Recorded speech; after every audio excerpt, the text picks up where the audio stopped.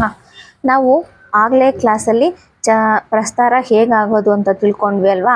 ಹಾಗೆ 10ನೇ ತರಗತಿಯಲ್ಲಿ ಬರ್ತಕ್ಕಂತಹ ಭಾಮಿನಿ ಷಟ್ಪದಿ ನೋಡಿ 3 ಮಾರ್ಕ್ಸು ಪಕ್ಕಾ ಇರುತ್ತೆ. ಇದನ್ನು ನೀಟಾಗಿ ಹಾಕೋದು ಲಕ್ಷಣ ತಿಳ್ಕೊಂಡ್ಬಿಟ್ರೆ ಸಾಕು. ಇದು ಕಾಂಪಿಟೇಟಿವ್ ಎಕ್ಸಾಮ್ಗಳಿಗೂ ಬರುತ್ತೆ. ಅದನ್ನು ನೀಟಾಗಿ ತಿಳ್ಕೊಳ್ರಿ. ಹೇಗೆ ಬೇಕಾದರೂ ಪ್ರಶ್ನೆಗಳನ್ನು ಕೊಡ್ಬೋದು. ಪ್ರಸ್ತಾರಗಳನ್ನು ಹಾಕಿ ಇದು ಯಾವ ಛಂದಸ್ಸಿಗೆ ಉದಾಹರಣೆ ಆಗಿದೆ ಅಂತ ಕೊಡ್ಬೋದು. ಅದಕ್ಕೆ ಪ್ರಸ್ತಾರ ಹಾಕೋದು ಮತ್ತು ಲಕ್ಷಣಗಳನ್ನು ನೀಟಾಗಿ ತಿಳ್ಕೊಳ್ಬೇಕು. ಮತ್ತು ನಮಗೆ ಗೊತ್ತಿರೋ ಹಾಗೆ ಭಾಮಿನಿ ಷಟ್ಪದಿ ಅಂದರೆ ಷಟ್ಪದಿಗಳ 6 ಸಾಲು ಇರುತ್ತೆ. ಭಾಮಿನಿ ಷಟ್ಪದಿಯಲ್ಲೂ ಕೂಡ 6 ಸಾಲುಗಳಿರುತ್ತೆ. ವಾರ್ಧಕ ಷಟ್ಪದಿಯನ್ನು ನಾವು ಕಳೆದ ತರಗತಿಯಲ್ಲಿ ತಿಳ್ಕೊಂಡಿದ್ದೀವಿ. ನಿಮಗೆ ಇನ್ನೂ ಏನಾರ ಹೆಚ್ಚಿನ ವ್ಯಾಕರಣಾಂಶ ಯಾವ ವ್ಯಾಕರಣಾಂಶ ಬೇಕು ಅಂತೇಳಿ ಕಾಮೆಂಟ್ ಮಾಡಿ ಹಾಕಿದ್ರೆ ನಾನು ಆ ವ್ಯಾಕರಣಾಂಶದ ಬಗ್ಗೆ ನಿಮಗೆ ತಿಳಿಸ್ಕೊಡ್ತೀನಿ.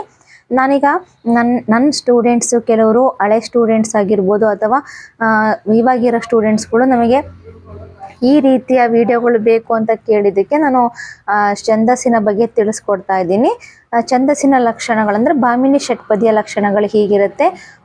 ಒಟ್ಟು 6 ಸಾಲುಗಳಿರುತ್ತೆ. 1, 2, 4, 5ನೇ ಪಾದಗಳು. ಪ್ರತಿ ಪಾದದಲ್ಲೂ 3, 4 ಮಾತ್ರೆಯ 2 ಗಣ ಇರುತ್ತೆ. 3 ಮತ್ತು 6ನೆಯ ಪಾದಗಳು ಮಾತ್ರೆಗಳಲ್ಲಿ ಮತ್ತು ಗಣಗಳಲ್ಲಿ ಸಮನಾಗಿರುತ್ತೆ. ಕೊನೆಯಲ್ಲಿ 3ನೇ ಸಾಲಿನ ಮತ್ತು 6ನೇ ಸಾಲಿನ ಕೊನೆಯಲ್ಲಿ ಒಂದು ಗುರು ಬರುತ್ತೆ. ಇಷ್ಟು ಭಾಮಿನಿ ಷಟ್ಪದಿಯ ಲಕ್ಷಣಗಳು. ಇದಾದ್ಮೇಲೆ ಇವಾಗ ಒಂದು ಪದ್ಯ ಇದೆ ನೋಡಿ. ಇದು 10ನೇ ತರಗತಿಯ ಪದ್ಯನೇ. ಯಾರದು? ಕೊರಳ ಸೆರೆ ಹಿಗ್ಗಿದವು ಪೊಯಮ್ದು. ಇಲ್ಲಿ ನೋಡಿ, ಕೊರಳ ಸೆರೆ ಹಿಗ್ಗಿದವು ನೋಡಿ. ಕೋ ಇಲ್ಲೇನಿದೆ ನಾವು ಪ್ರಸ್ತಾರ ಹಾಕ್ಬೇಕಾದ್ರೆ ತಿಳಿಸ್ಕೊಟ್ಟಿದ್ದೀವಿ. ಇದು ಲಘು ಆಗುತ್ತೆ, ಇದು ಲಘು ಆಗುತ್ತೆ, ಇದು ಲಘು ಆಗುತ್ತೆ, ಇದು ಕೂಡ ಲಘು ಆಗುತ್ತೆ, ಇದು ಕೂಡ ಲಘು ಆಗುತ್ತೆ ನೋಡಿ. ಇಲ್ಲಿ ಒತ್ತಕ್ಷರ ಇದೆ. ಒತ್ತಕ್ಷರದ ಹಿಂದಿನ ಅಕ್ಷರ ಏನಾಗುತ್ತೆ? ಗುರು ಆಗುತ್ತೆ. ಆವಾಗ ಇದು ಲಘು ಆಗುತ್ತೆ, ಇದು ಲಘು ಆಗುತ್ತೆ, ಇದು ಲಘು ಆಗುತ್ತೆ. ಇಲ್ಲಿ ನೋಡಿ,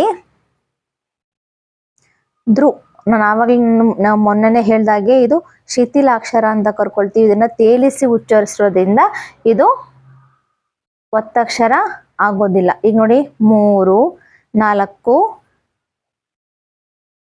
3, 4 ನಾವು ಹೇಳಿದ್ವಲ್ಲ, ಎಲ್ಲಿ ಭಾಮಿನಿ ಷಟ್ಪದಿಯಲ್ಲಿ ನಾವು 3, 4 ಮಾತ್ರೆಯನ್ನ ವಿಂಗಡಣೆ ಮಾಡ್ತೀವಿ. ಅಂದ್ರೆ 1 3 ಮಾತ್ರೆ, 4 ಮಾತ್ರೆ, 3 ಮಾತ್ರೆ, 4 ಮಾತ್ರೆ.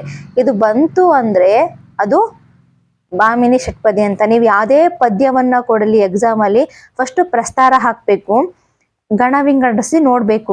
5 ಮಾತ್ರೆ ಬಂತು ಅಂದ್ರೆ ಅದು ವಾರ್ಧಕ ಷಟ್ಪದಿ ಅಂತ. 3 4 ಬಂತು ಅಂದ್ರೆ ಭಾಮಿನಿ ಷಟ್ಪದಿ ಅಂತ. ಫಸ್ಟ್ ವಿಂಗಡಣೆ ಮಾಡ್ಕೊಳ್ಬೇಕು. ಅಷ್ಟು ಬಂದ್ರೆ ಮಾತ್ರ ಆ ಷಟ್ಪದಿ ಅಂತೇಳಿ ತಿಳ್ಕೊಳ್ಬೇಕು. ಇದಾದ್ಮೇಲೆ ಉರವಣಿಸಿ ಲಘು ಲಘು ಲಘು ಲಘು ಲಘು ಲಘು ಲಘು ನೋಡಿ, ಅನುಸ್ವಾರ ಇದೆ ಅದಕ್ಕೆ ಗುರು ಹಾಕಿದ್ದೀನಿ. ದೀರ್ಘಾಕ್ಷರ ಇದೆ, ಗುರು ಹಾಕಿದ್ದೀನಿ. ಇಲ್ಲೂ ವಿಂಗಡಣೆ ಮಾಡೋಣ. 3 4 3 4 ನೋಡಿ, ಕರೆಕ್ಟಾಗಿ ಬಂತು. ನೆಕ್ಸ್ಟ್ 3ನೇ ಲೈನ್ 3 ಮಾತ್ರೆ, ದೀರ್ಘಾಕ್ಷರ ಇದೆ 4 ಮಾತ್ರೆ, ದೀರ್ಘಾಕ್ಷರ ಗುರು ಹಾಕದೆ, ಮತ್ತೆ 3 ಅನುಸ್ವರ ಅಕ್ಷರ 4, ಒತ್ತಕ್ಷರದ ಹಿಂದಿನ ಅಕ್ಷರ ಗುರು 1 2 3 4. ಲಕ್ಷಣದಲ್ಲಿ ಹೇಳಿದ್ವಲ್ಲ, 3 ಮತ್ತು 6ನೇ ಸಾಲಿನಲ್ಲಿ ಕೊನೆಯಲ್ಲಿ ಒಂದು ಗುರು ಉಳಿಯುತ್ತೆ ಅಂತ ಹೇಳಿ. ಇಷ್ಟು ನೀವು ತಿಳ್ಕೊಂಡ್ಬಿಟ್ರೆ ಆರಾಮಾಗಿ ನೀವು ಲಘು ಗುರುವನ್ನ ಹಾಕ್ಬೋದು. ಇಲ್ಲಿ ಕೊನೆಯಲ್ಲಿ ಏನ್ ಮಾಡ್ಬೇಕು? 1 2 3 4 5 6 7 8 9 10 11 12 13 14 ಮಾತ್ರೆ, 14 ಮಾತ್ರೆ, 3 10 ಸಾರಿ 3 10 13 14 15 16 17 18 19 20 21 22 23 24 25 26 ಮಾತ್ರೆಗಳು ಅಂತೇಳಿ ಬರೀಬೇಕು. ಇಷ್ಟು ಬರೆದ್ರೆ ನಿಮಗೆ 3 ಮಾರ್ಕ್ಸು ಪಕ್ಕ ಬರುತ್ತೆ. ಏನು, ಭಾಮಿನಿ ಷಟ್ಪದಿಯಲ್ಲೂ ಕೂಡ 6 ಸಾಲುಗಳಿರುತ್ತವೆ. 1 2 4 5ನೇ ಸಾಲಿನಲ್ಲಿ 3 4 ಮಾತ್ರೆಯ 14 ಮಾತ್ರೆಗಳು ಬರುತ್ತೆ. 3 4 14 ಮಾತ್ರೆಗಳಿರುತ್ತೆ. 3 ಮತ್ತೆ 6ರಲ್ಲಿ 26 ಮಾತ್ರೆಗಳಿರುತ್ತೆ. 1 2 4 5ರಲ್ಲಿ 1 2 3 4 3 4 ಮಾತ್ರೆಯ 4 ಗಣಗಳು ಬರುತ್ತೆ. 3 ಮತ್ತೆ 6ರಲ್ಲಿ 1 2 3 4 5 6 6 ಗಣದ 3 4 ಮಾತ್ರೆಯ 6 ಗಣದ 6 ಗಣಗಳು ಬರ್ತವೆ. ಇಷ್ಟನ್ನ ತಿಳ್ಕೊಂಡ್ಬಿಟ್ರೆ ನಿಮಗೆ 3 ಮಾರ್ಕ್ಸ್ ಪಕ್ಕಾ ಬರುತ್ತೆ.